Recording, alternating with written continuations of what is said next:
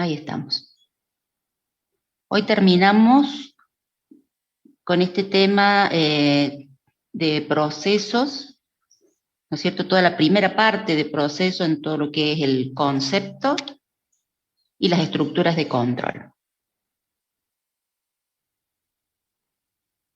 Bueno, faltan algunos chicos de poner presente, pero bueno, comenzamos entonces. Como les decía, hoy terminamos de hablar sobre las estructuras de control, sobre la imagen del proceso y bueno, cómo hace el sistema operativo para que los procesos vayan transitando de un estado a otro. No obstante, la clase pasada hicimos un pantallazo general, ¿sí? Y bueno, vimos prácticamente todo, salvo el último tema. Prácticamente lo habíamos visto. Entonces ahora, bueno, lo vamos a ver con un poquito más de detalle, por si quedó alguna duda o si no sé si ustedes han podido leer algo sobre esta última parte de los temas que van a este primer parcial. Bien, vamos a seguir hablando hoy entonces de las estructuras de control, de la imagen, del proceso. Específicamente vamos a analizar el comportamiento de la pila. Cada proceso tiene asociado una o más pilas, ¿sí? En su ejecución. Habíamos visto que una de las partes más importantes dentro de las estructuras de control que maneja el sistema operativo es el bloque de control de procesos.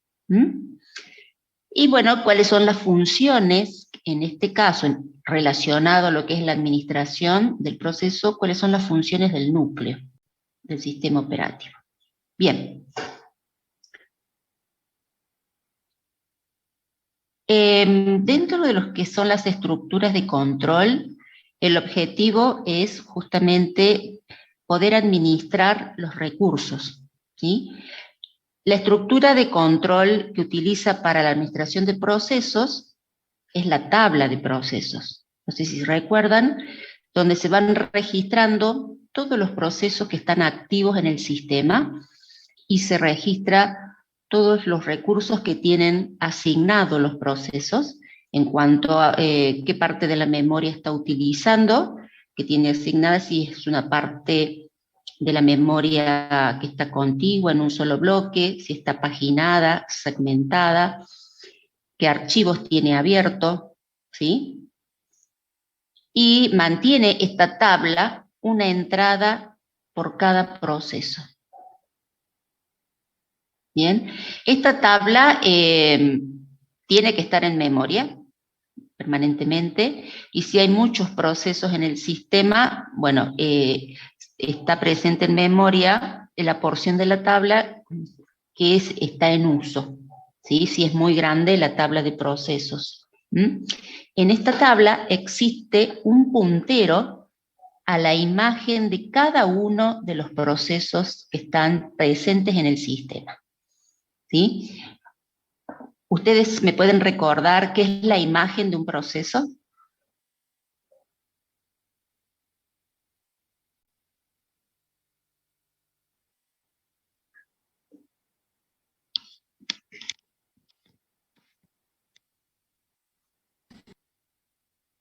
Levanten la mano y yo les habilito y habilitan el micrófono o por chat. Conjunto de datos del proceso. Es bastante vaga la idea de lo que es la imagen.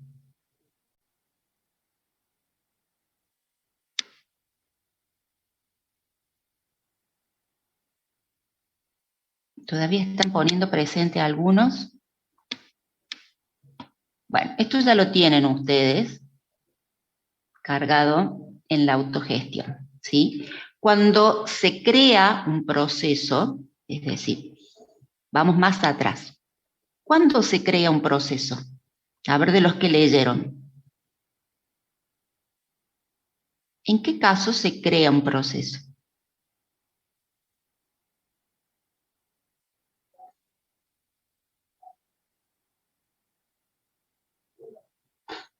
¿En Cuando qué un caso programa entra se...? en ejecución. Exacto. Cuando un programa entra en ejecución. Entonces, Por ejemplo, cuando arranca el sistema, ¿sí? Se van creando todos los procesos. Inicialmente son todos procesos del sistema operativo, servicios, ¿no es cierto? Algunos estos servicios los llamamos demonios, porque van a estar ejecutándose en lo que vamos a conocer como segundo plano. Es decir, que se puede crear un proceso desde la línea de comando, cuando ustedes lanzan un comando como el comando ls, mkdir, touch, ¿sí? Se crea un proceso. Sin embargo, el intérprete de comandos también es un proceso, es el proceso bash, o puede ser el sh, cualquier shell, también es un proceso. Ese bash se lanzó cuando se inició la sesión de trabajo del usuario. Cuando ustedes ponen login, después la clave, se inicializa todo el entorno del usuario y por último se crea el proceso bash, que es el intérprete de comandos. O bueno, se llama cuando ustedes abren una terminal. Pero antes de eso, se inicializó todo el sistema, entonces se fueron ejecutando. ¿Se acuerdan que yo les mostré todo el árbol de procesos que se fueron ejecutando? Todos los procesos que ustedes ejecuten, por ejemplo, al hacerle doble clic al Word, ¿no es cierto?, al Excel, no sé, a una página, a un buscador, todos esos procesos están en primer plano, que generalmente son procesos interactivos o procesos que se están ejecutando y no permiten que ustedes ejecuten otra cosa, ¿sí? Y en cambio, hay otros procesos que se ejecutan detrás del shell, que se dice, o en segundo plano, que no están asociados a un determinado usuario o a una cuenta, sino que son procesos que dan servicios.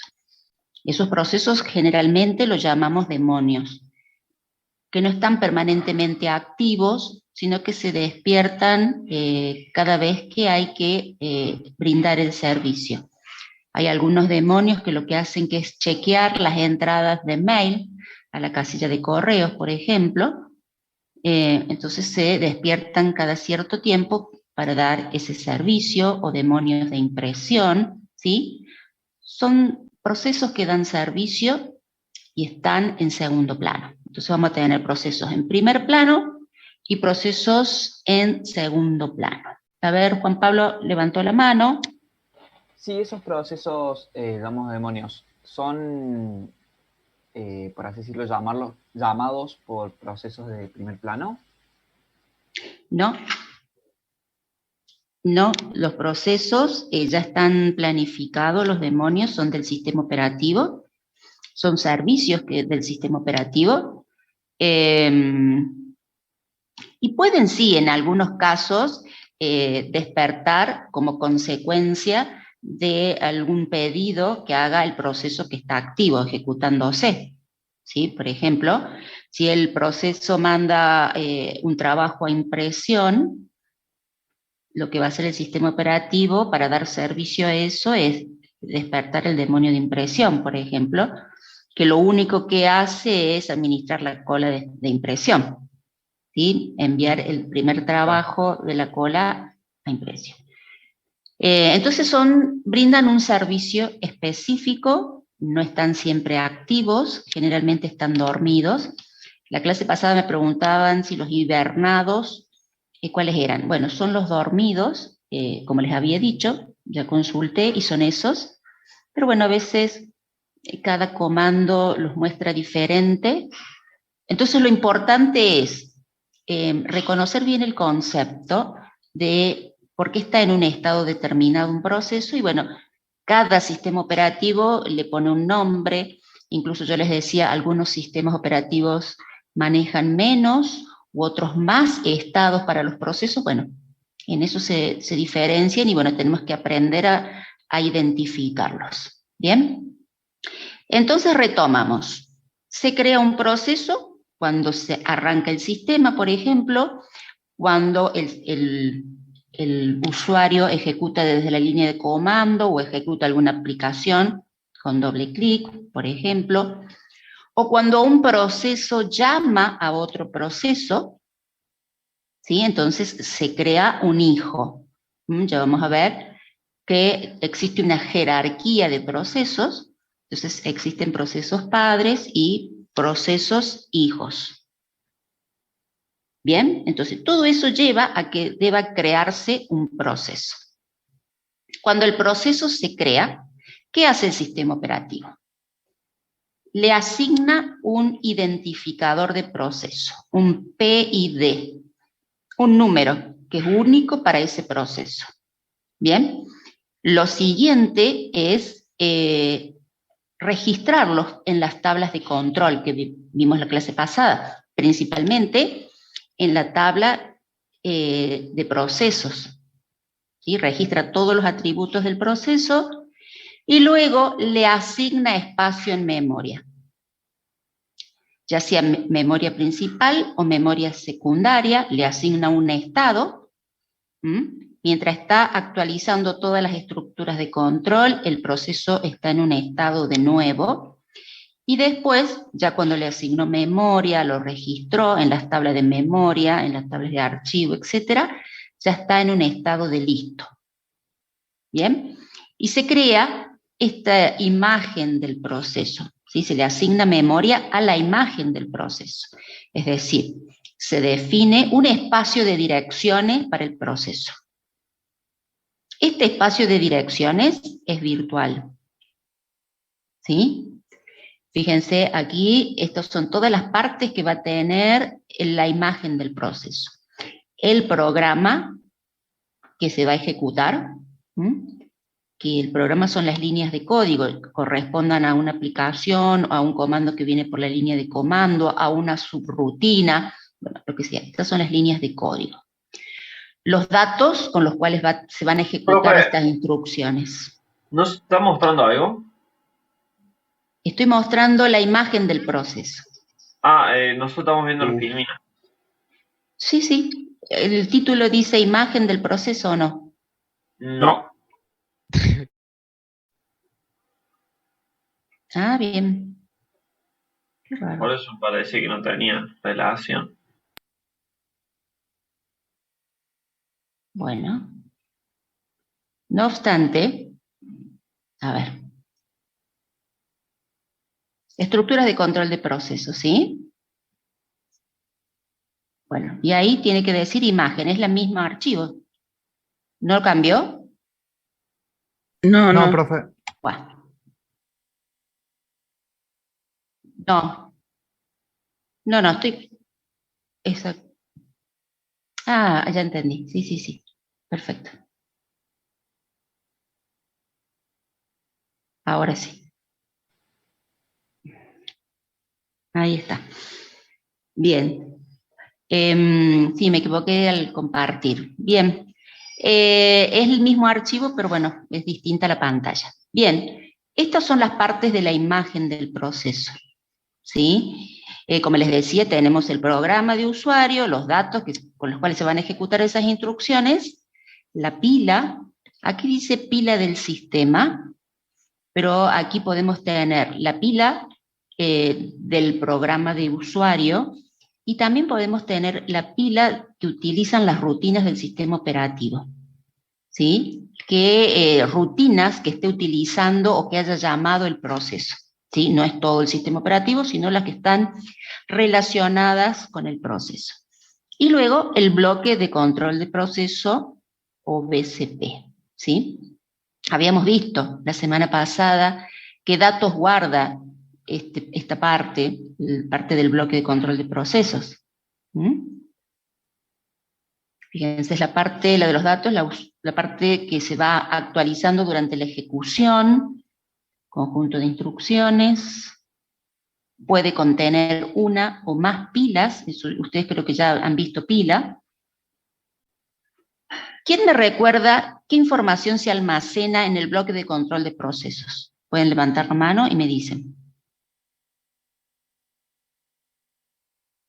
A ver, Constanza. Los atributos. Sí, son atributos, pero había tres partes o tres grandes bloques de información. ¿Vos te acordás cuáles eran? A ver, Juan Pablo. Juan Pablo levantó la mano. Puede ser el estado en que está el proceso, si estaba dormido o estaba en... Ay, no me acuerdo Bien, ahora. sí, sí. El estado en que está el proceso. Bien, ¿qué más?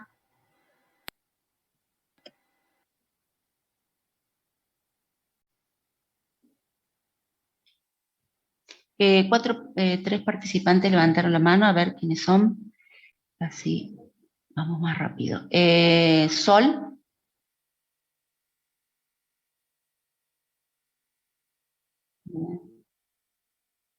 Ujú, ujú.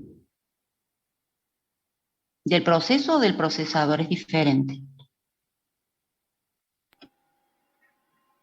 Del proceso. Ujú. Bueno, ¿y Juan Ignacio? No, ahí los dejo sol. No puedo inventar más. Me No, no, no. superan. Está bien, bien, bien, bien. Bueno, yo les cuento, ustedes tienen una tabla que la leímos la semana pasada. Está en Stalin, tabla, perdón, 3.5, elementos típicos de un bloque de control de procesos. No hace falta que memoricen todo lo que está en la tabla, pero que sí tengan una idea de lo que se almacena. Aquí esta tabla tiene tres grandes grupos. El primero es el del que ustedes hablaron. Todos hablaron del primer grupo de datos, que es la identificación del proceso. Y eso es muy importante, ¿sí? El PID, quién es el dueño, en qué estado está, todo lo que identifica el proceso. La segunda parte de la información es del estado del procesador. Por eso yo le pregunté a Sol, ¿del proceso o del procesador? De ambos se almacena. ¿Sí? El estado del proceso, toda información relacionada al proceso para poder identificarlo, para saber en qué estado está. Y después viene la información del estado del procesador. ¿Sí? Tabla 3.5.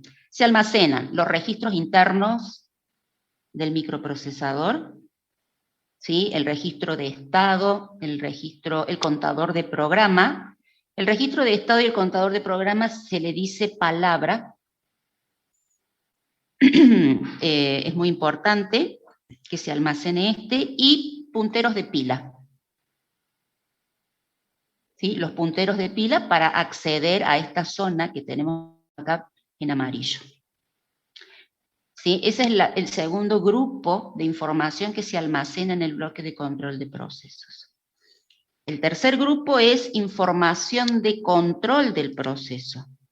¿Sí? Y ahí sí se almacena el estado del proceso, que si tiene prioridad asignada, cuál es, con qué algoritmo de planificación se está administrando, ¿sí? Si espera algún evento, si está esperando que finalice una entrada-salida, si está esperando que se le asigne algún tipo de recurso, ya sea físico o lógico, esto se registra ahí. ¿Sí? Si tiene abierto algún archivo, con qué otros procesos, si tiene procesos hijos, cuáles son.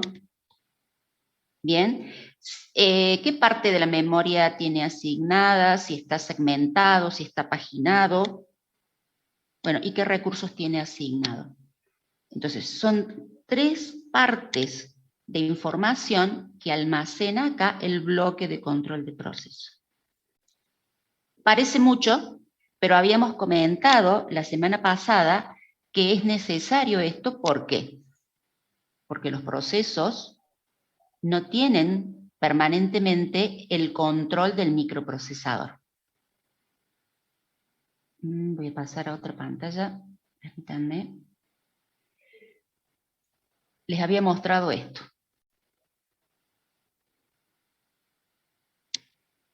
Al último lo mostré, no sé si se entendió, cuando hablábamos de cambio de estado. ¿Sí? Entonces, pensando en toda la información que se guarda, ¿no es cierto?, en el bloque de control de procesos, ustedes dirán, bueno, pero ¿para qué tanto? Y bueno, porque el proceso se interrumpe. Cada cierto tiempo se interrumpe. Entonces, al ser interrumpido, desaparece todo su contexto del microprocesador. Entonces, el contador de programa es pisado por otro valor, ¿sí?, por otro proceso. Los registros de trabajo, el registro de estado pasa a ser diferente, todo corresponde a otro proceso. ¿Y qué pasó con el proceso que se interrumpió? ¿Pierdo toda esa información? No. Tengo que volcarla en alguna parte. ¿En dónde? En el bloque de control de procesos. ¿Bien? Eso es con respecto a todo lo que es la información que la llama estado del procesador.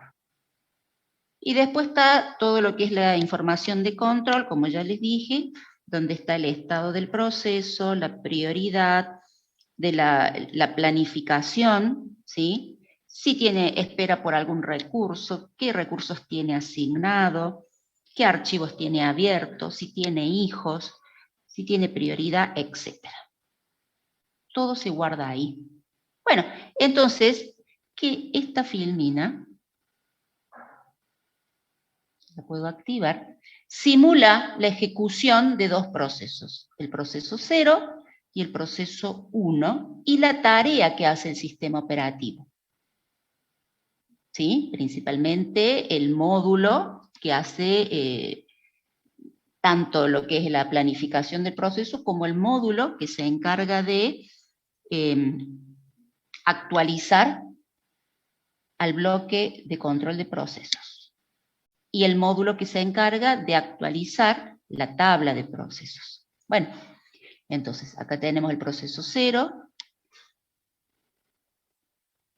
Fíjense que se está ejecutando con la flechita verde y aparece una interrupción, ¿sí? O una llamada al sistema. Ambas son interrupciones. Acá hay que separar. Cuando el proceso realiza una llamada al sistema, es decir, pide un servicio, se produce una interrupción. ¿Sí? Entonces se ejecuta la rutina que da servicio a esa interrupción. O puede aparecer una interrupción de reloj, o puede aparecer una interrupción que viene desde afuera, que lo puede enviar cualquier otro dispositivo periférico. Bueno, de cualquier forma, el proceso se interrumpe. Para volver a ejecutarse debe esperar todo ese tiempo. ¿Dónde espera? Y bueno, puede estar esperando en la cola de procesos listos o puede estar esperando en la cola de procesos bloqueados. ¿Sí? Si pidió un recurso y no lo obtuvo, está en la cola de procesos bloqueados. Si simplemente se lo interrumpió porque consumió su quantum o tiempo de ejecución, entonces está esperando en la cola de listos. No sé si se entiende eso. ¿Sí? Hay que diferenciar por qué está interrumpido, entonces va y espera en distintas colas. Bueno, si se le quita el control del microprocesador, tiene que guardarse todo su contexto, es decir, toda la información que estaba manejando, registros internos del micro, contador de programa, punteros de pila, registro de estado, todo. El nuevo estado del proceso no está en ejecución, ahora puede estar en listo o bloqueo, todo se guarda en el bloque de control de proceso del proceso 0. Bien. Mientras tanto, el proceso 1 estaba esperando. Si el planificador del sistema operativo, que todavía no hemos hablado de planificación, pero hay un módulo que es el que administra la cola de procesos listos y elige qué proceso se va a ejecutar. Entonces el planificador elige al proceso 1 para darle el control del micro. Entonces tiene que recuperar todos los datos que están en el bloque de control de procesos y copiarlo todo en el microprocesador. Restablecer los valores de los registros de trabajo, los valores del registro de estado, el valor del contador de programa, el valor del puntero de pila, porque se está apuntando a nuevas posiciones dentro de la memoria. Recupera el contexto del proceso 1. ¿Dónde estaba guardado el contexto del proceso 1? En el bloque de control de proceso del proceso 1. Entonces se ejecuta por cierto tiempo y después aparece una interrupción. Como ya les dije antes, puede ser interrumpido ya sea desde afuera por alguna entrada-salida, puede ser que en la interrupción del reloj el sistema operativo detectó que terminó su tiempo de ejecución, o el mismo proceso puede haber ejecutado una llamada al sistema. Por cualquiera de esas razones, incluso falta una que la van a encontrar en el libro, que es cuando el proceso ejecuta alguna instrucción no permitida, la llama cepo. Entonces en ese caso, bueno, el sistema operativo puede, dentro de las acciones que puede realizar, puede terminarlo al proceso, ¿sí?, en forma abrupta y sacarlo del sistema. Bueno, es interrumpido, entonces deberá guardarse el contexto de este proceso, nuevamente en el bloque de control de procesos del proceso 1, y pasa a esperar. Como les dije, puede esperar. Si terminó su quantum, es decir, no le hace falta ningún recurso más que el procesador, espera en la cola de listos. Si pidió un recurso y lo está esperando, espera en la cola de bloqueados. Bueno, entonces ahora el sistema operativo elige al proceso 0 para que continúe su ejecución y recupera todo el contexto del proceso 0 del bloque de control del proceso 0 que está en la imagen del proceso 0. Bueno, esta es la simulación de dos procesos y es lo que sería cambio de contexto y a la vez cambio de estado, ¿sí?, de en ejecución a listo o de ejecución a bloqueado, dependiendo de lo que haya sucedido. Pero bueno, imaginen esto con cientos de procesos. Y el sistema operativo accediendo a los distintos bloques de control de proceso para poder actualizar el contexto, ¿sí?, de los procesos. Linux sí muestra en sus informes lo que es cambio de contexto. No lo he visto en Windows. Todos son distintos criterios, ¿no? Incluso el autor Stalin no le gusta hablar de cambio de contexto porque dice que hay muchos autores que lo utilizan para otras definiciones. Así que bueno, hablan de cambio de estado. Pero el cambio de estado incluye lo que es el cambio de contexto, que es simplemente ir actualizando el bloque de control de proceso. Bien, no sé si queda claro, si tienen alguna consulta. Sí.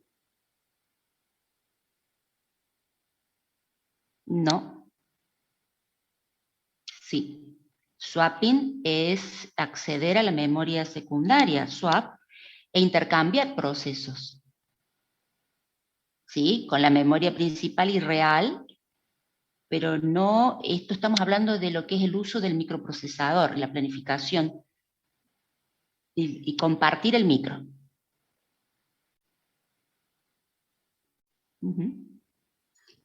Sí, sí, sí, lo que pasa es que está todo relacionado. Entonces, tenemos que hablar del uso de memoria, yo mencioné paginación, mencioné segmentación, cosas que vamos a ver más adelante. Les hablo de la planificación de un proceso cuando todavía no hemos visto, pero bueno, son conceptos que tienen que ir incorporando de a poco, ¿no es cierto? Y está todo relacionado. ¿Es conmutación, profe? Acá sí está conmutando procesos. Esto es multiprogramación, ¿no es cierto? La implementa de esta manera la multiprogramación. Y si tenemos más de un micro, como que tenemos más de un núcleo en cada microprocesador procesador en las computadoras actuales, estamos también hablando de multiprocesamiento.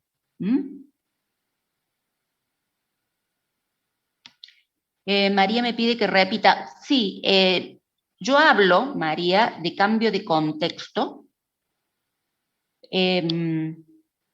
Y el autor, William Stalin, hace una aclaración de que él no va a hablar de cambio de contexto, sino que va a hablar de cambio de estado. ¿Sí? Lo que pasa es que cuando un proceso pasa de estar en ejecución, pasa al estado de listo, hay un cambio de estado, pero también hay un cambio de contexto. ¿Qué quiere decir esto? Que toda la información del proceso que estaba en ejecución pasa a guardarse en el bloque de control de proceso, y el nuevo proceso que se va a ejecutar, ¿sí?, tendrá que restaurarse todos sus datos y subirse al microprocesador.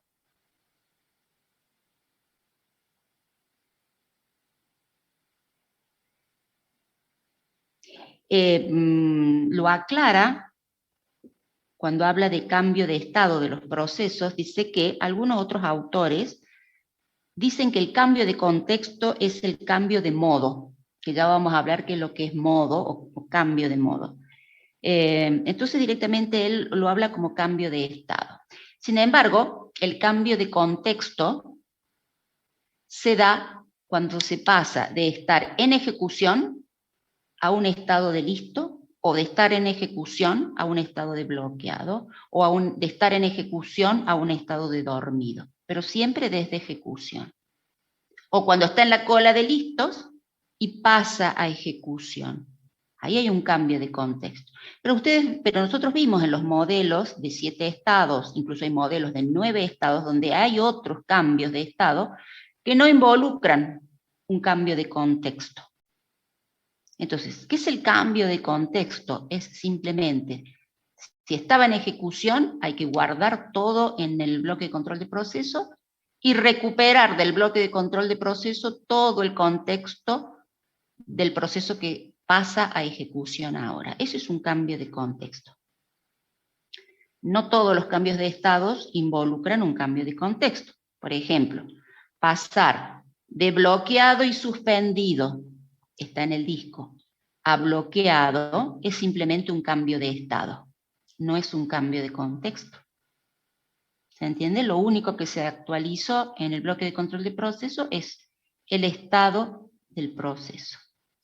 Si estaba listo y suspendido y pasa a listo, ¿sí?, tampoco, no hay cambio de contexto ahí. ¿Bien? No sé si queda claro.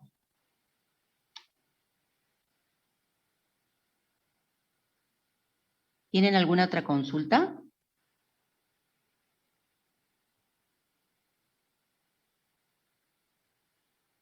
Bueno, acá tenemos ejemplos de imágenes de procesos. Fíjense que acá tenemos una pila de usuario, ya no dice pila del sistema.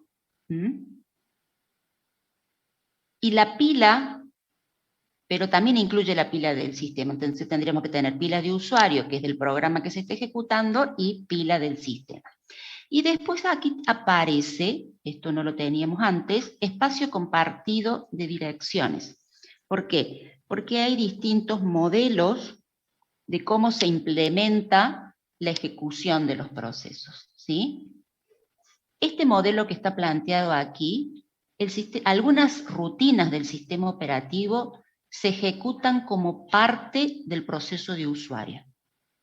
Es decir, el proceso de usuario se está ejecutando y si llama a un servicio o una rutina, ¿sí?, no se produce un cambio de contexto, simplemente se lo interrumpe al proceso, se comienza la ejecución de la rutina del sistema operativo que está acá en este espacio compartido por todos los procesos porque es parte del sistema operativo, y cuando se da servicio o termina el servicio, se vuelve y se continúa con la ejecución del proceso de usuario. La ventaja de esto es que se evitan los cambios de contexto, porque el cambio de contexto genera mucho consumo de tiempo, que lo llamamos gasto administrativo, estar actualizando las estructuras de control a cada rato, ¿sí? Esa es una forma de implementar la ejecución ¿sí? En otros casos, otros sistemas operativos lo que hacen es, bueno, la imagen es solamente para el proceso de usuario, y si se llama algún servicio o módulo del sistema operativo, este se ejecuta como otro proceso aparte, con su propia imagen, su pila del sistema, etc. Son distintas implementaciones, cada uno tiene sus ventajas o desventajas, ¿sí? Cada vez que se va a ejecutar parte del sistema operativo, ya sea sin cambio de contexto o con cambio de contexto, se va a ejecutar en distinto modo. El proceso de usuario se ejecuta en un modo usuario, es decir, un modo sin privilegios. Todos los procesos del sistema operativo, es decir, todas las rutinas que se ejecuten dentro de este espacio, se ejecutan en un modo privilegiado o modo núcleo. Entonces, por ejemplo, una rutina de atención a interrupciones es del sistema operativo. Entonces, cuando inicia esa rutina, hace un cambio de modo. ¿Cómo se ve reflejado esto? Se inicializa una bandera del registro de estado que está en el microprocesador. Entonces, todas las instrucciones que se ejecutan a partir de ese momento son privilegiadas, por lo tanto, pueden, por ejemplo, actualizar la tabla de entrada-salida, la tabla de procesos, las tablas de archivos, las tablas de memoria, ¿sí? Ejecutan instrucciones de administración, que no lo puede hacer un proceso común de usuario. Bien, cuando un proceso común de usuario intenta ejecutar instrucciones sobre estas estructuras de control, se produce un error, ¿sí? Una violación del sistema, porque bueno, estaría ejecutándose en un modo usuario y no en un modo privilegiado. Tampoco el sistema le va a dejar pasar así nomás a un modo privilegiado. Cuando inicia una rutina del sistema operativo, ¿sí? Es esa misma rutina la que ejecuta el cambio de modo y actualiza el registro de estado, como les decía, del microprocesador. Bien, vamos a volver dentro de un ratito sobre este tema. Ahora vamos a ejemplificar el uso de la pila, ¿sí? ¿Para qué nos sirve la pila? Tanto la pila del sistema como la pila del proceso de usuario, ¿sí? El objetivo es almacenar las direcciones de retorno, ¿sí? De los procedimientos cuando hay ya sea un llamado a subrutina o un llamado a una rutina del sistema. Bien, acá tenemos, por ejemplo, la memoria principal, el programa principal que hace dos llamados a procedimientos, ¿sí? Fíjense, en la posición 500 llama al procedimiento 1, y cuando se está ejecutando el procedimiento 1, en la posición 600 llama al procedimiento 2. El procedimiento 2 se ejecuta, y bueno, una vez que termina, tendrá que volver al procedimiento que lo llamó, que es el procedimiento 1, y continuar desde donde se produjo la bifurcación, es decir, que deberá continuar con la posición 601. Cuando termina el procedimiento 1, este deberá retornar a quien lo llamó, que es el programa principal, y continuar en la posición 501. Bueno, acá está la simulación.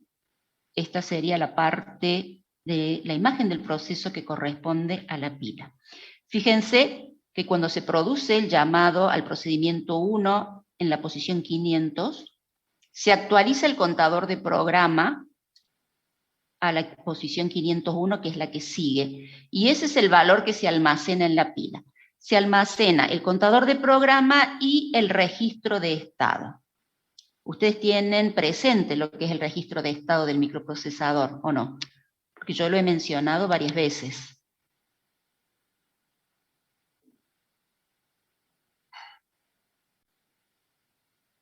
¿Alguien sabe?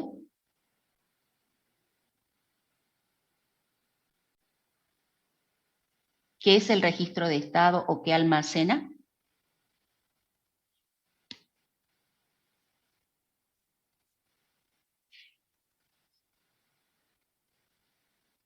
¿Pueden listado levantar de la mano? procesos. No.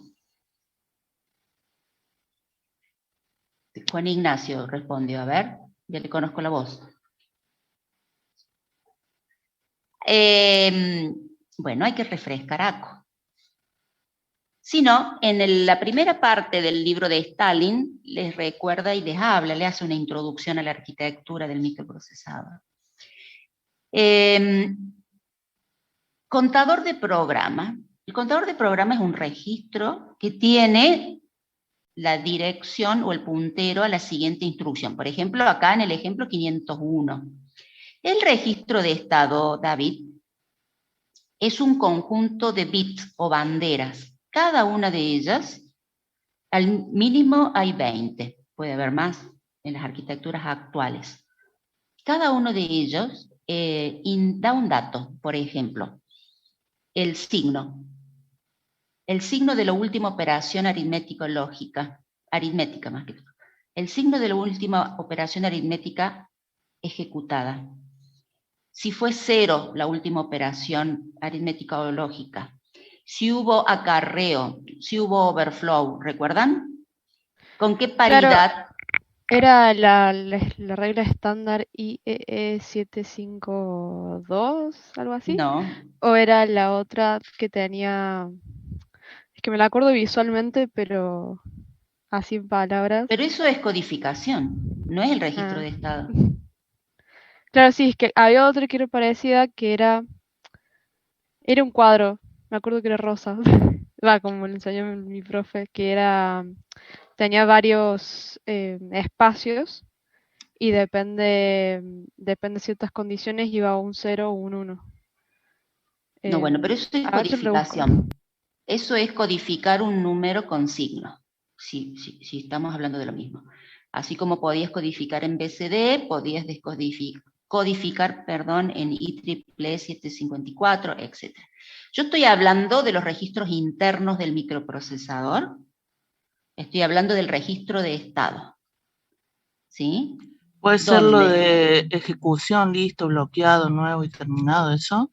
No, no chicos, no. Esos son los estados de los procesos. Ustedes cursaron ACO. En ACO no vieron los estados de los procesos. Vieron los registros internos del microprocesador y después vieron assembler, ¿o no? Sí. Bueno. Dentro de los registros internos del microprocesador estaba el AX, el BX, el CX, el DX, ¿o no? Sí. Eran, Sí. profe, los últimos que vimos como banderas. Bueno, eso que yo mencioné son los registros de trabajo.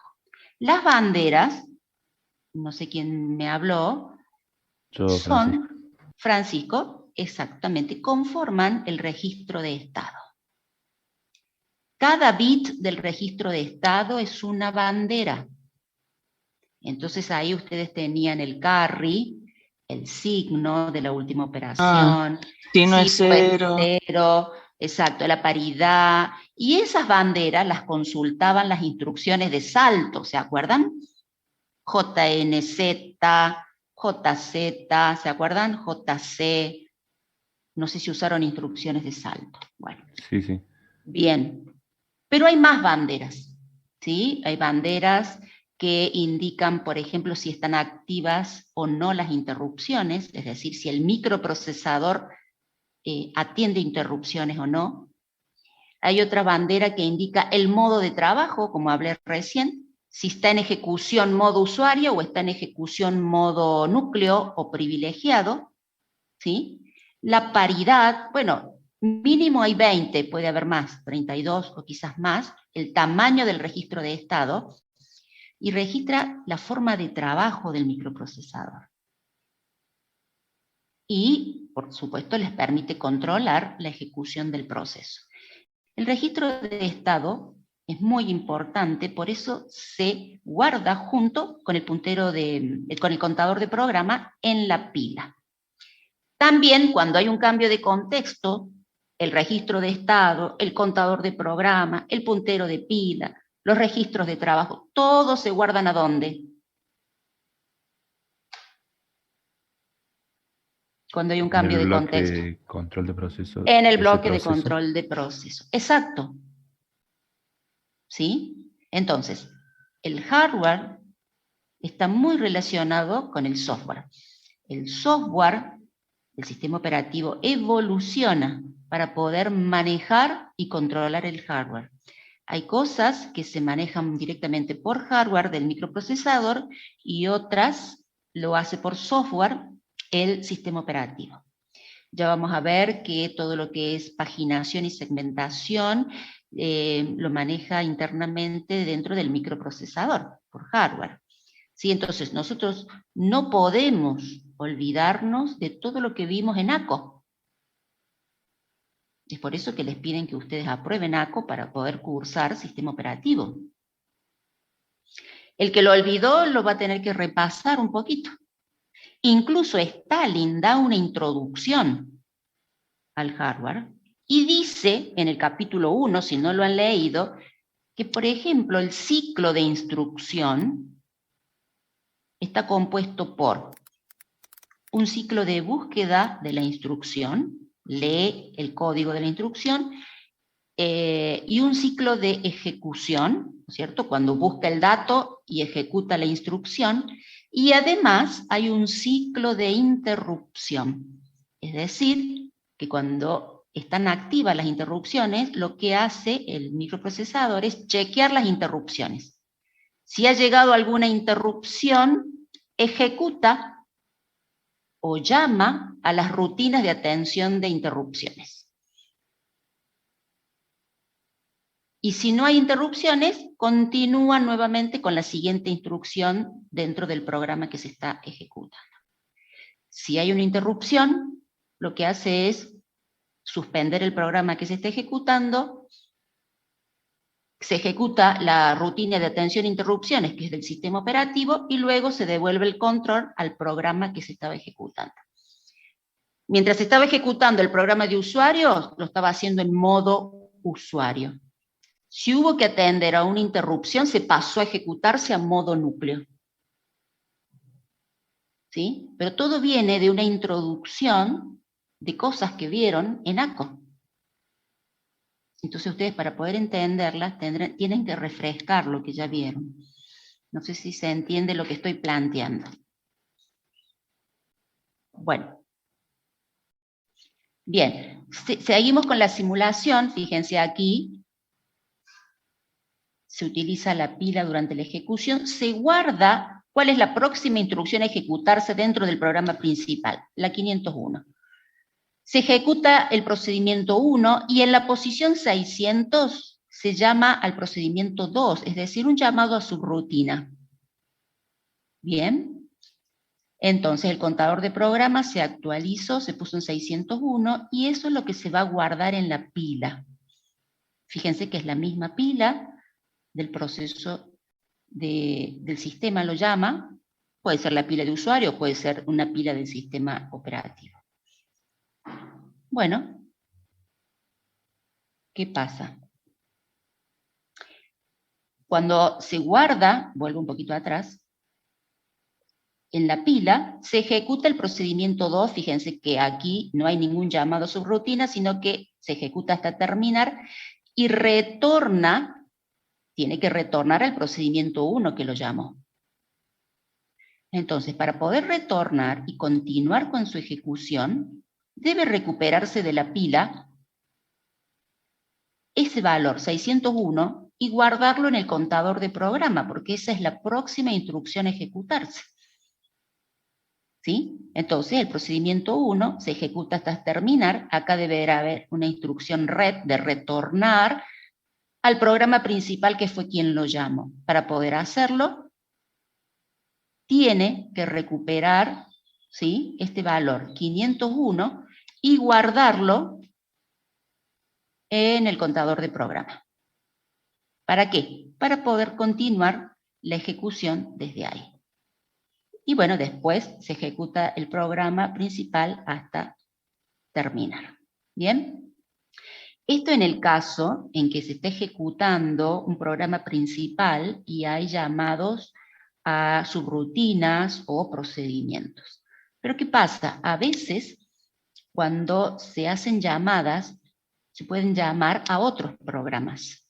En ese caso es cuando se crean hijos, ¿sí? Y al crear procesos hijos, se crean imagen para un nuevo proceso, ¿sí? Y se comienza una ejecución en paralelo o en un pseudo paralelismo con el proceso padre y los procesos hijos, ¿sí? Que tienen otro identificador de procesos, etc.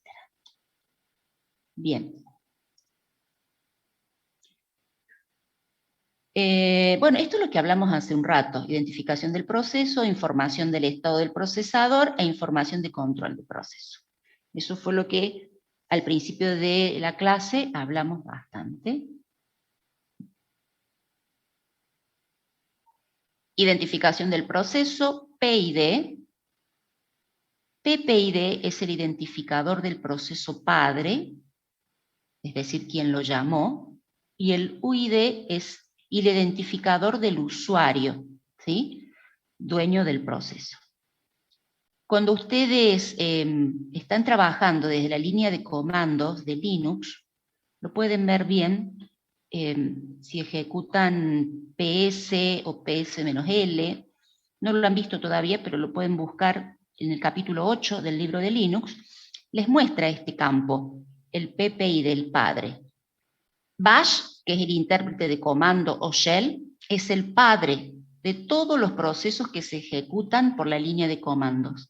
Va a ser el padre del ls, el padre del cd, del mkdir, de todos los comandos que ustedes ejecuten desde ahí, desde la línea de comandos. ¿Bien? Fíjense acá, tenemos un ejemplo de que al crearse procesos se lo hace a través de una estructura jerárquica también de procesos. El proceso A puede crear el proceso B y el E. No lo hace el mismo proceso de usuario, sino que llama a otros procesos o a otras aplicaciones, y lo que se produce es que se tengan que crear subprocesos o procesos hijos, ¿sí? Entonces, el proceso A es padre del proceso B y del E, y el proceso B es padre del proceso C. Entonces, se crea una jerarquía de procesos. Este concepto también lo aplica Windows. Cuando ustedes van al administrador de tareas, pueden ver que eso se los muestra a los procesos en forma jerárquica, ¿sí? Procesos y subprocesos. No sé si lo vieron, lo vimos en la clase pasada, no sé si recuerdan, que podíamos ver. Y fíjense que por más que sean procesos hijos, cada uno tiene su identificador de proceso, que son distintos, porque es un número único para cada uno de los procesos, sean estos procesos padres o procesos hijos. Por más que sean hijos, fíjense que pueden ejecutarse, salvo que el proceso padre esté esperando algún dato del proceso hijo. Si no es así, pueden ejecutarse en paralelo con el proceso padre, ¿sí? Si estamos hablando de multiprocesamiento, es decir, si están trabajando con más de un núcleo.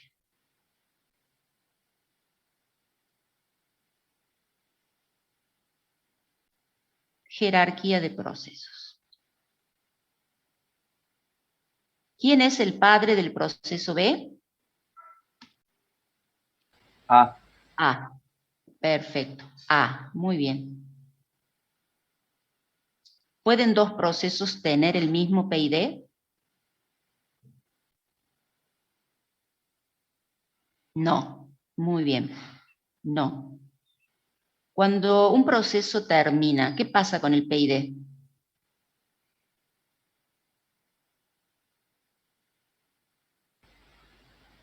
Queda liberado para poder usarlo por otro proceso, ¿puede ser?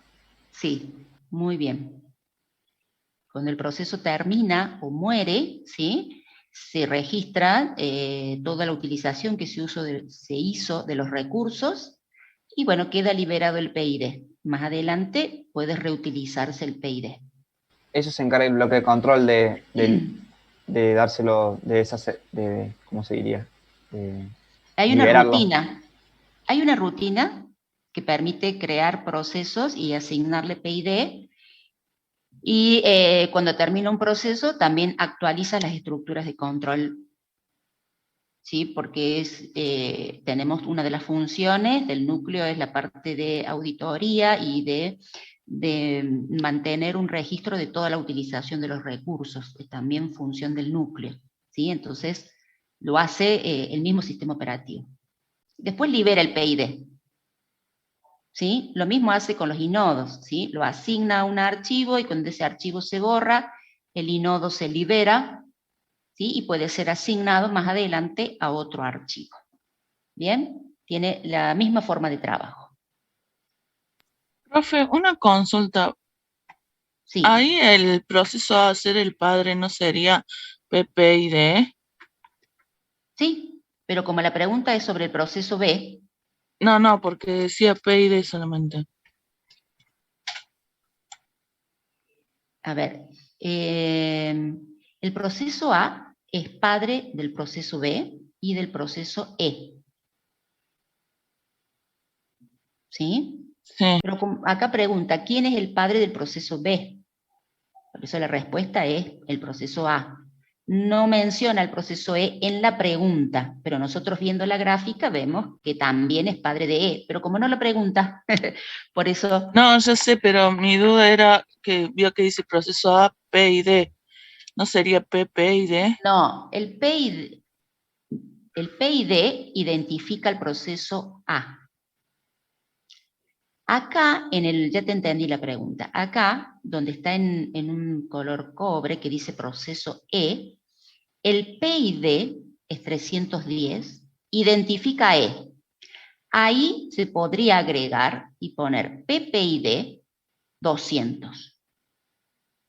El PPID Ahora entendí. 200, que hace referencia al padre. ¿Se entiende? Sí, ahora entendí. Bien. Okay. Bueno, acá estamos repitiendo, chicos, lo que hablamos sobre la información que se guarda en el bloque de control de procesos con referencia al estado del procesador. ¿Sí?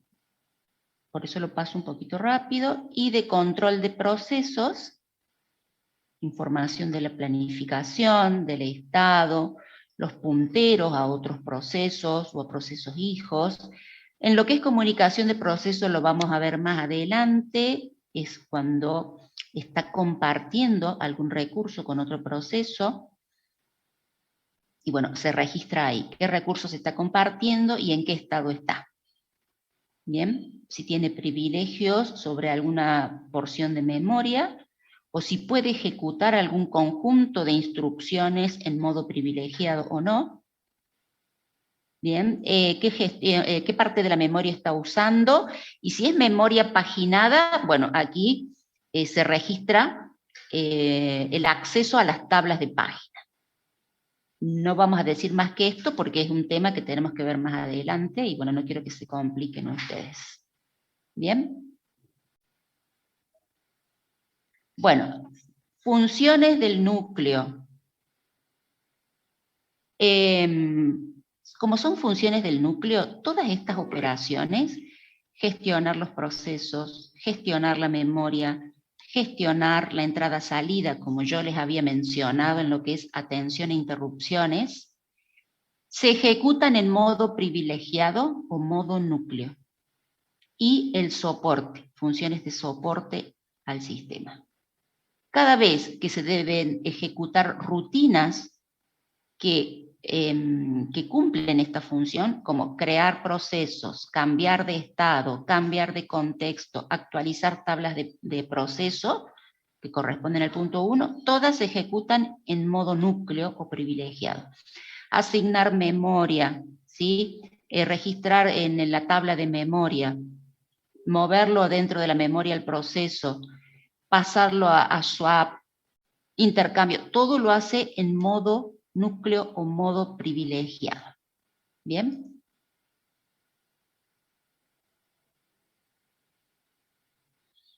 Gestión de proceso incluye esto. Crear y terminar procesos. Activación de procesos es cuando le da el control del microprocesador, es decir, lo planifica. comunicación de procesos cuando comparten recursos, y la actualización del bloque de control de proceso. Gestión de la memoria, cuando se crea el proceso se le asigna memoria, se lo pagina, se le asigna área de swap o de intercambio, ¿sí? Y se gestiona las páginas. Ya vamos a ver de qué trata todo esto, no lo hemos visto. ¿Sí? Tiene asignado porciones de memoria, que lo llama buffer, también para poder almacenar ahí los datos de entrada-salida, si tiene asignado algún dispositivo periférico. ¿Sí? Y en las funciones de soporte, incluye la gestión de interrupciones, que hablamos recién. Auditoría y monitorización. La auditoría lo hace a través de todos los registros y actualización de las tablas de control, ya sea que el proceso esté en el sistema o ya haya terminado. ¿Sí? Queda un registro de cómo cada proceso ha hecho uso de los recursos, qué archivos actualizó, qué usuario fue el dueño del proceso, todo eso queda registrado. Bien, yo me adelanté, aquí tenemos los modos de ejecución. ¿Sí? Estos son dos modos de ejecución que se pueden utilizar, pero hay sistemas operativos que pueden utilizar más modos. Estos son los mínimos. O modo usuario, o se ejecuta en modo privilegiado, o modo núcleo.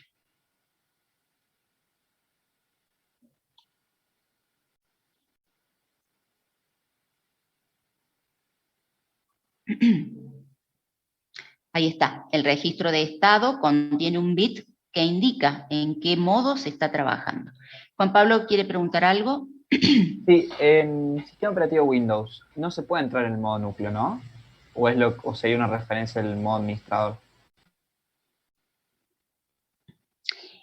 El modo administrador es como el supervisor de Linux y ejecuta comandos con privilegio, ¿sí? Y te deja ejecutar instrucciones y configurar el sistema, ¿sí? Entonces, no estás trabajando como modo privilegiado, modo núcleo. Para mí está trabajando en un modo intermedio, porque no te deja hacer todo. Claro. Sí, eso quería. ¿Sí?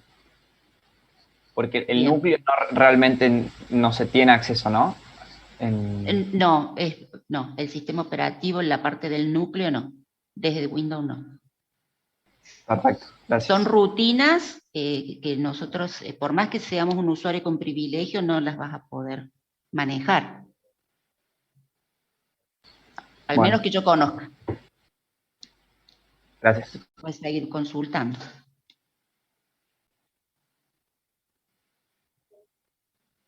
Bueno, de esto habíamos hablado antes. Pasos para crear procesos. Asignar un PID. Reservar espacio en memoria. Crear la imagen del proceso. Inicializar el bloque de control de procesos. Enlazar el proceso a la cola de procesos listos. Recuerden que tenemos una cola de procesos listos, tenemos una cola de procesos bloqueados, una cola de procesos dormidos. Entonces, cuando recién ingresa al sistema, se lo enlaza con la cola de procesos listos. Cambio de proceso o cambio de contexto. ¿En qué momento el sistema operativo debe hacer un cambio de contexto? ¿Qué les parece después de todo lo que hablamos nosotros?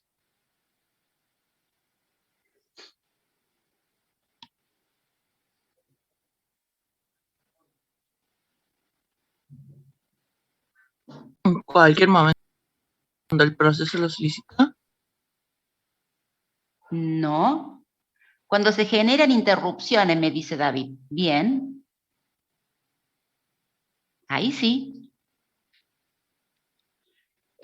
Cuando ustedes lean la bibliografía, les dice que no necesariamente cuando el sistema operativo hace una atención a interrupciones, va a haber un cambio de contexto. ¿sí? No cuando decíamos la llamada del sistema y eso. Claro. Entonces, pero generalmente sí, ¿sí? Generalmente se produce un cambio de contexto de proceso cuando el proceso que está en ejecución consumió su tiempo, de su quantum. Eso sería en una interrupción de reloj, es lo que chequea el sistema operativo. Cuando se produce una interrupción y deberá realizarse una atención a una rutina de entrada, perdón, se ejecute una rutina de atención a interrupciones, hay un cambio de contexto. Cuando se produce una llamada al sistema, ¿sí? El proceso que se está ejecutando produce una llamada al sistema, que puede ser, por ejemplo, ejecutar alguna operación de entrada-salida, que lo haga y la administre el sistema operativo.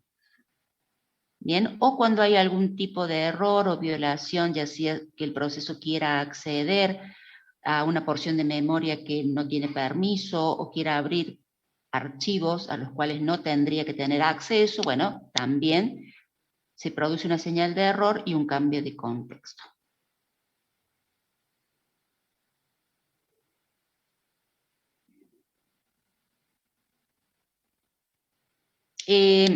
Cuando se produce un fallo de memoria o fallo de página, lo vamos a hablar ya en los capítulos que vienen de administración de memoria. El fallo de página, el proceso intenta acceder a una porción de memoria dentro de su imagen, pero esta parte de la imagen no está presente en la memoria principal, está en el área de swap. Bueno, entonces ahí se produce un fallo de página, pero este fallo de memoria no implica que el proceso sea terminado, ¿sí? Simplemente se produce un cambio de contexto hasta que el sistema operativo pueda subir la porción de la imagen que necesita el proceso para continuar su ejecución.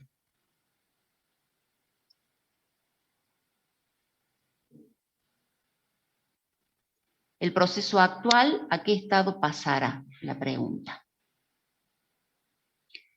Y aquí, bueno, hay que ver.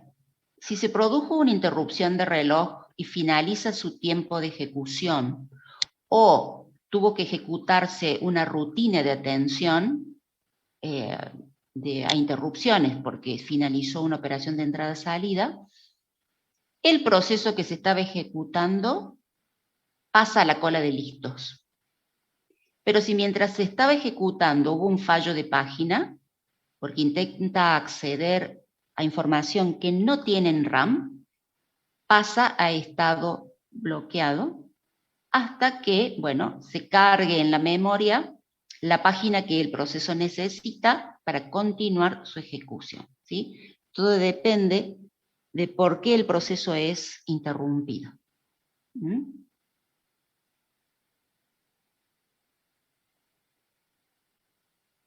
¿Qué estructura del sistema operativo se actualiza en un cambio de contexto? Este es fácil.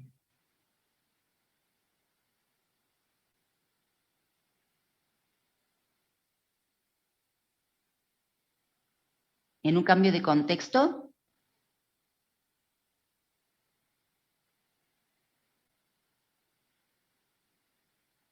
el bloque, exacto, el bloque de control de procesos. Todo esto sucede en un cambio de estado del proceso.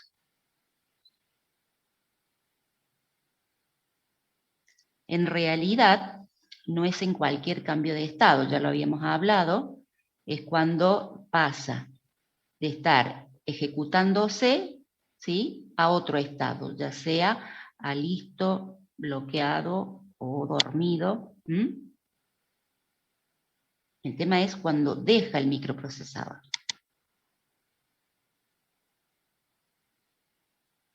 Bien. ¿Preguntas hasta aquí? ¿Es lo mismo un cambio de modo que un cambio de proceso?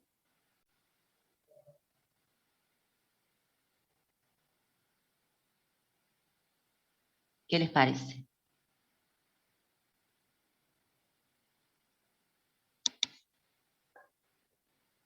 Creo que habíamos dicho que no. No, no es lo mismo, ¿sí?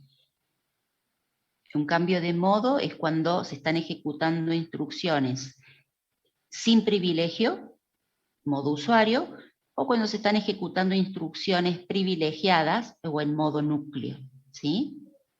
Habíamos visto que hay una administración o forma de trabajo de algunos sistemas operativos donde dentro de lo que es el mismo espacio o durante la ejecución del proceso, sin producir un cambio de proceso, ejecuta rutinas comunes del sistema operativo que comparten todos los procesos, ¿sí? Y lo hace en modo privilegiado.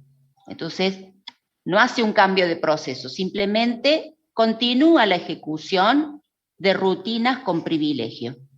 Y después vuelve a la ejecución del proceso del usuario, del proceso de usuario, en modo usuario, ¿sí? Pero no produce un cambio de proceso. ¿Bien? Bueno, hasta aquí es lo que nosotros vamos a ver para el parcial. ¿Bien? No sé si les ha quedado claro, si tienen alguna consulta. Lo nuevo que vimos hoy es los modos de ejecución. Modo usuario, modo núcleo privilegiado. ¿Y cuáles eran las funciones que se ejecutan en modo núcleo? Todo lo demás, habíamos hablado la semana pasada, habíamos visto un pantallazo general, ¿no es cierto?, de los estados, de la imagen del proceso, como para que ustedes fueran incorporando estos nuevos conceptos. Bien, lo que voy a hacer ahora en estos minutitos que quedan es mostrarles a ustedes una votación, como para ir repasando algo, en este caso es sobre sistema de archivos. Ahí está, iniciamos votación. Son 4 preguntas, en 2 minutitos lo podemos resolver.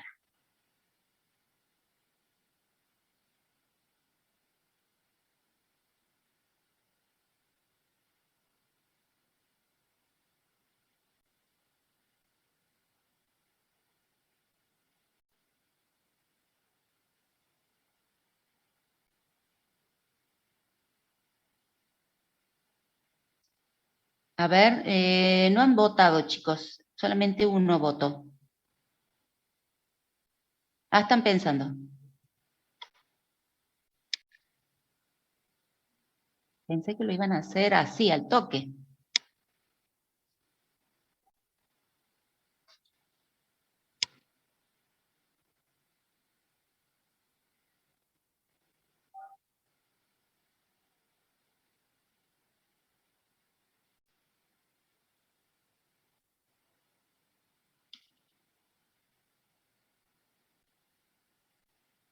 Ahora sí están enviando.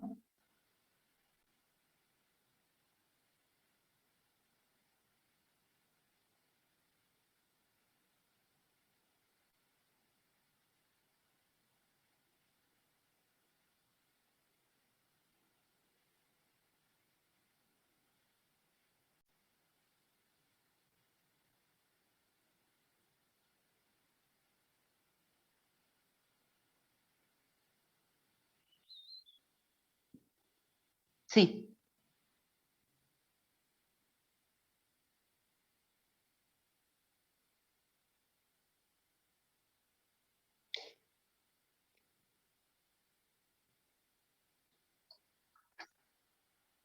Ujú.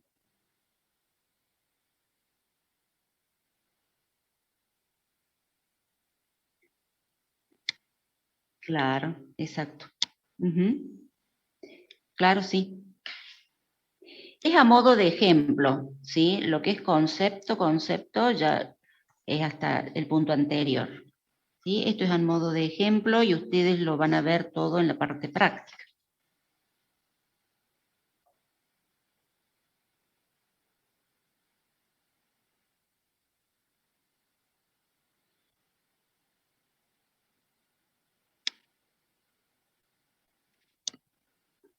Bueno, han votado 38 de 60 personas, pero bueno, lo vamos a terminar acá para no demorar tanto. Bien, compartimos los resultados.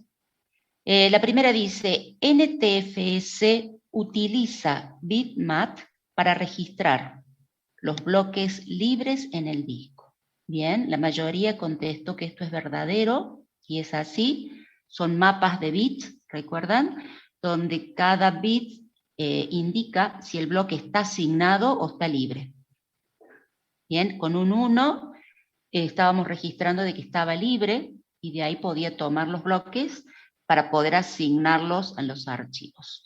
Este mapa de bits, ¿en dónde se encuentra almacenado? ¿Recuerdan?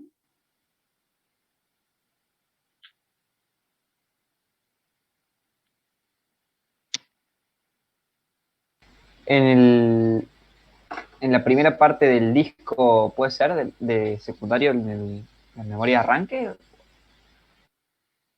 En la partición del disco, ¿sí? Hay una porción. MID, ¿puede ser que se llamaba? MID, no.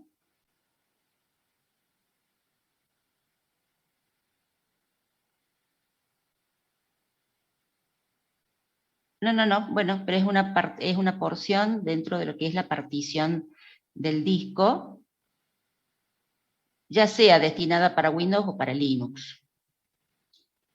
A ver, la segunda, ya vamos a ampliar esa parte. La tabla maestra de archivos. ¿Sí? MTFS. Almacena los atributos de los archivos. Bien, acá podían elegir más de una. Almacena el contenido de archivos dispersos. ¿Cuáles eran los archivos dispersos? Esta no está bien. Esta está mal. Eran los que no estaban almacenados en bloques continuos. Exacto. Justamente la palabra te dice que tiene asignado bloques o conjuntos de bloques, ¿sí? En distintas partes del disco. Entonces, lo que se registra en la tabla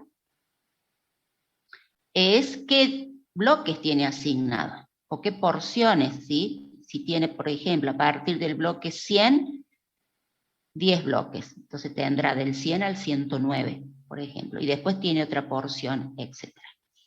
Registra los bloques de disco asignados al archivo. Esta sí es correcta. Almacena el contenido de los archivos inmediatos. Esta también es correcta. Cuando los archivos son muy pequeños, ¿sí? Directamente almacena el contenido en el mismo registro de la tabla maestra de archivo y los llama archivos inmediatos. Eso está bien.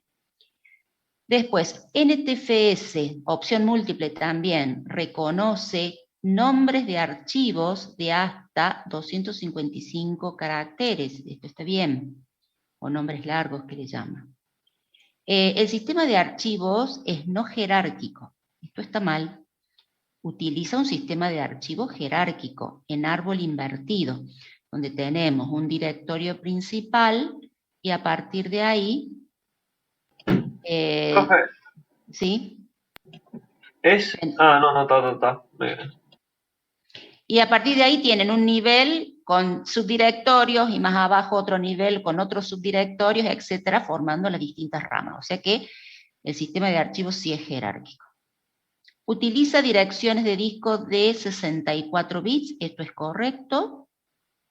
No permite la compresión de archivos, esta está mal, porque una de las características que tiene es que ustedes pueden asignar como atributo que almacene ese archivo comprimido en el disco.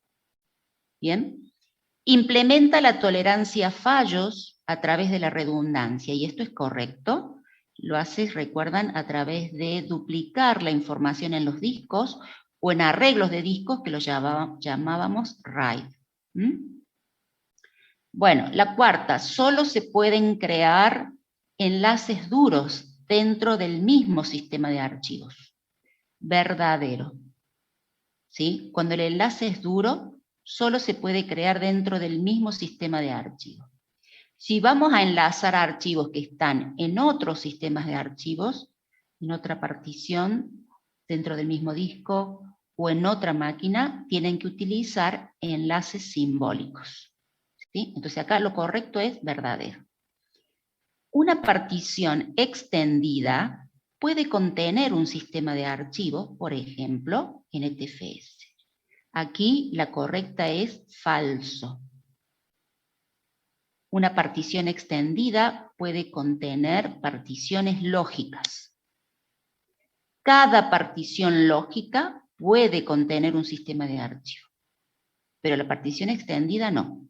Lo único que permite la extendida es poder crear en ella particiones lógicas.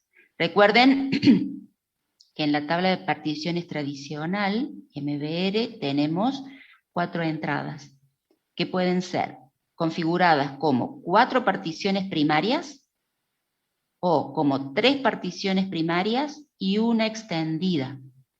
La extendida sirve solamente para poder crear en ellas más particiones, que las llamamos lógicas. En cada partición lógica, sí, podemos instalar un sistema de archivos. Entonces, bueno, acá lo correcta dijimos que es falso. ¿De acuerdo? Profe, Bien. ¿podría repetir lo que dijo al principio de cuando empezó a explicar el punto este? ¿Qué habré dicho? Creo que es lo de que cada partición extendida tiene una lógica y las lógicas contienen el sistema de archivo. Bueno. Sí, eso. Bien. A ver. Espérenme un segundito. Compartir. Vamos a compartir esta. Ahí está. Particiones de disco, esto lo tienen ustedes. Tipos de particiones. Primarias, extendida y lógica. La MBR, que es la tabla de particiones, perdón, la MBR no, la tabla de particiones, la que tradicional, tiene 4 entradas nada más. Entonces, podemos crear 4 particiones primarias y en cada partición primaria instalar un sistema de archivo diferente. ¿Sí? O podés tener en una el sistema operativo, con un sistema de archivo, y en las otras solamente el sistema de archivo. ¿Sí? O podés tener en cada partición primaria un sistema operativo diferente. O puedes crear 3 particiones primarias y una extendida. Solo puede existir una partición extendida. ¿Cuál es la función de la extendida? Permite crear en ellas particiones lógicas. Es decir, la extendida permite ampliar el límite de tener solamente 4 particiones. En la partición extendida pueden tener, creo que hasta 15 particiones lógicas, si no me equivoco, y en cada partición lógica pueden tener un sistema de archivos, o un sistema operativo también. Pero en la extendida, así como está, no podemos hacer nada más que particionarla en particiones lógicas. Eso fue lo que dije. Perfecto, ahora se entiende, gracias. Bien. Las siglas que me estaba confundiendo recién era justamente con el MBR, pero sí, no está ahí el mapa de bits, no está contenido ahí. Claro, claro. No sé si están viendo ahí, dice particiones MBR. Sí, bien. Y bueno, y después viene la tabla de particiones. Esto lo habíamos visto. Bien, el MBR se utiliza para arrancar la computadora y después, en la tabla de particiones, una de las particiones, ya sea primaria o lógica, es la que vamos a llamar activa. Esa tiene una marca. La marca indica que se va a bootear por defecto desde esa partición. Después, si tienen un menú como group, ustedes pueden elegir con qué sistema operativo iniciar, pero por defecto lo va a hacer desde la partición que esté activa o que esté inicializada con esa marca, para indicar desde dónde va a arrancar. ¿Bien? Bueno. Creo que estamos. No sé si tienen alguna pregunta. Fíjense acá, tienen ustedes En lo que es una partición de disco Linux, tienen el bloque de arranque, el superbloque, y en lo que es este espacio de administración está el mapa de bits. Eso es lo que estaba buscando. No sé, Sol, ¿qué quería preguntar?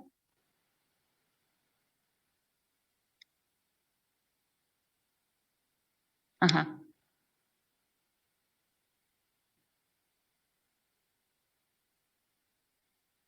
20 preguntas, 25 minutos. No va a haber verdadero o falso, todas de múltiple opción, pero no verdadero o falso. Pocas preguntas y poco tiempo. Bien.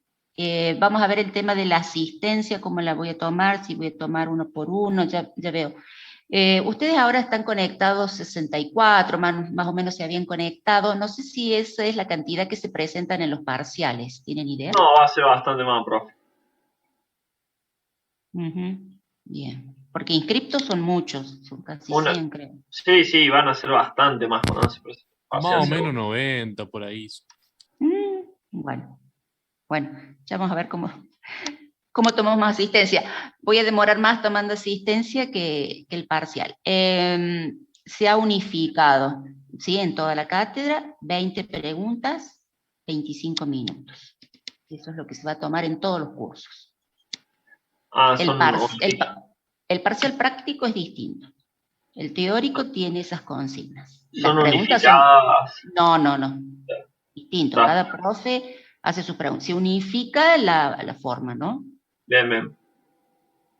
Bien. Todo múltiple opción y no va a ser arrastre. Puede ser, arrastrar y soltar, sí.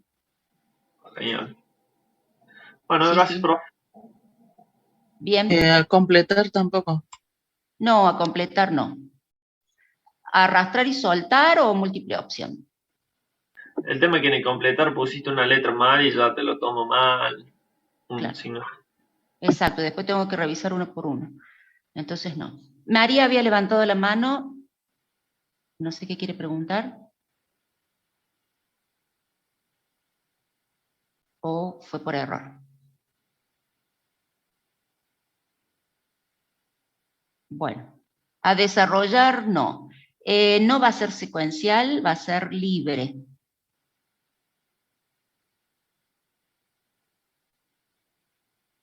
Ahí está preguntando por el chat, creo, profe. Ahí está. Bien. Libre. Por eso es tan poco tiempo. Porque no es secuencial. Si fuera secuencial tienen más tiempo. Como es libre, se acotó el tiempo. Bien, 1 minuto y un poquito más para cada pregunta. No entendió María que dice la implementación del directorio en NTFS cuando el directorio es muy grande. Cuando el directorio es muy grande, María, fíjate que cada entrada de la tabla maestra de archivos es de 1K. Y ahí se va a registrar todos los bloques que estén asignados al archivo. Si no alcanza, porque el archivo es muy grande, entonces se asignan demasiados bloques, o si está muy disperso el archivo, se pueden usar más de una entrada de la tabla maestra de archivos. Entonces, la primera entrada, que tiene los atributos y tiene los primeros bloques asignados, también tendrá que guardar un puntero al siguiente registro dentro de la tabla maestra de archivos, donde se continúa registrando el uso de bloques que está haciendo este archivo grande. ¿Sí? Entonces, ahí les dice que pueden utilizar más de una entrada de la tabla maestra de archivos si este es muy grande. Bien. En el caso de los directorios, se almacena los atributos del directorio y se almacena, más que el nombre de los archivos, los punteros a la tabla maestra de archivos, en donde están los archivos que tiene este directorio. Bien. Con respecto a los nombres, es un poquito largo, cómo guarda los nombres. No lo voy a tomar ese tema, pero te lo explico rápidamente. Como son nombres largos los que acepta y puede registrar, hay distintas técnicas para registrar, porque los nombres pueden ser de hasta 255 caracteres. Entonces, una forma es registrar en la tabla maestra, como te decía, punteros hacia las entradas de la tabla maestra de archivos donde están los archivos, ¿sí? Los atributos. Y los nombres los guarda al último. Y lo que hace es permitir que estos nombres tengan distinto tamaño y los registra todos juntos, y lo que hace es marcar cuando finaliza un nombre de un archivo y comienza el siguiente.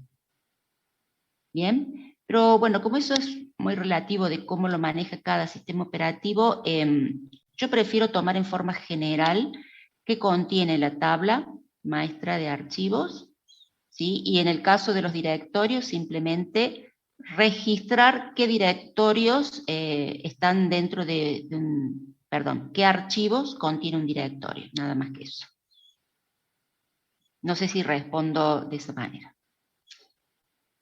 La nota no va a ser en el momento, chicos. La nota, ustedes van a rendir un viernes y después yo cuando controlo, cargo en autogestión y les voy a habilitar para que ustedes vean el parcial. Pero no va a ser en el instante.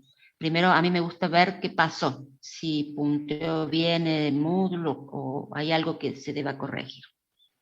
¿Se puede promocionar solo el práctico? Sí, se puede promocionar solo práctico.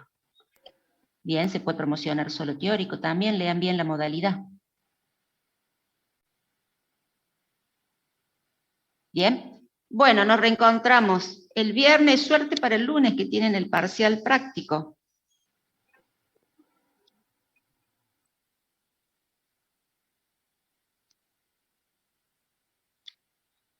Sí, ya lo vi.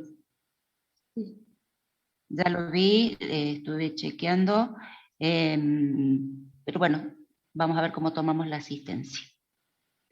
Bien, buen fin de semana para todos, estudien mucho. No, profe, buen fin de... Bien, igualmente. Saludos. Igualmente.